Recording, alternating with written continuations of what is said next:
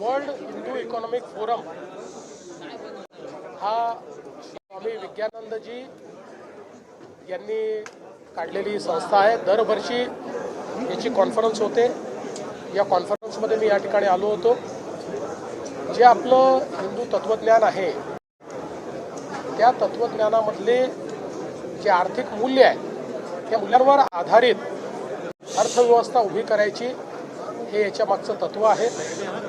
जगाच्या अर्थव्यवस्थेमध्ये 25% कॉन्ट्रीब्युशन असलेला भारत आज या ठिकाणी पुन्हा एकदा प्रधानमंत्री मोदीजींच्या नेतृत्वात पुढे जातो आहे आणि त्या दिशेने जात असताना ज्या मूळ तत्वांच्या आधारावर भारताने अगदी अतिप्राचीन कालामध्ये प्रगती केली ती तत्व समजून जर आम्ही त्याचा आधुनिकतेशी मिलाप केला तर पुन्हा एकदा भारत हा विश्वगुरू होऊ शकतो। अशा प्रकारच्या फिलॉसॉफीने जगभरातले जे आमचे उद्योजक आहेत त्या उद्योजकांना जोडण्याचं काम या फोरमच्या माध्यमातून होत आहे आणि मला असं वाटतं की एक अतिशय महत्त्वाचं कार्य हा फोरम करतो। तुम्ही व्यासपीठावर असतानाच एक गुंतवणूक झालेली आहे भारतासाठी।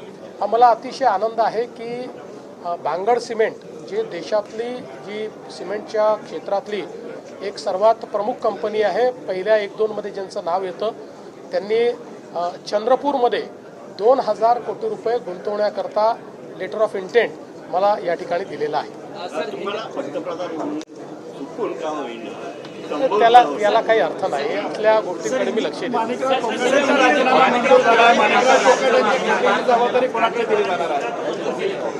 माणिकराव कोकाटेंचा राजीनामा मंजूर करण्यात आलेला आहे आणि त्यांच्या खात्यांची जबाबदारी आता अजितदादांकडे देण्यात आलेली आहे।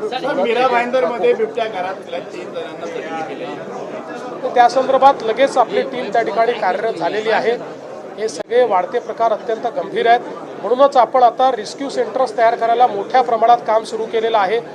बिबटे देखील आपण पकडतो, पण रेस्क्यू सेंटर तयार करून त्याच्यामध्ये बिबटे सोडणं हे आता महत्त्वाचं आहे। त्याकडे अतिशय वेगानं काम चाललेलं आहे। झालं आता सांगितलं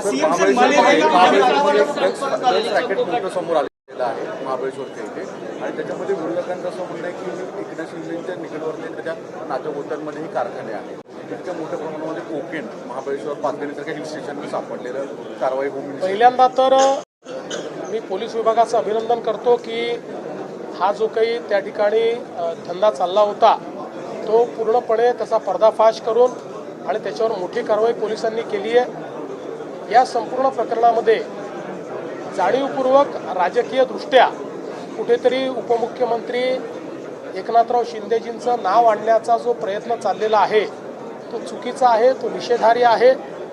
कुठल्याही पद्धतीनं आत्तापर्यंतचे जे काही एव्हिडन्सेस आहेत त्यात त्यांचा किंवा त्यांच्या परिवाराचा या ठिकाणी कुठलाही संबंध दुरान्वयानेही आलेला नाही।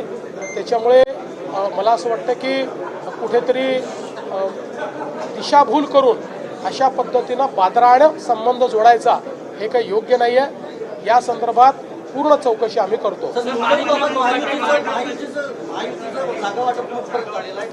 चांगल्या पद्धतीनं चाललेलं आहे। आमचे जे दोन्हीकडचे नेते आहेत हे नेते नीट महायुतीचं जागा वाटप करतायत। मला असं वाटतं या 2 दिवसात ते पूर्ण होऊ शकतं।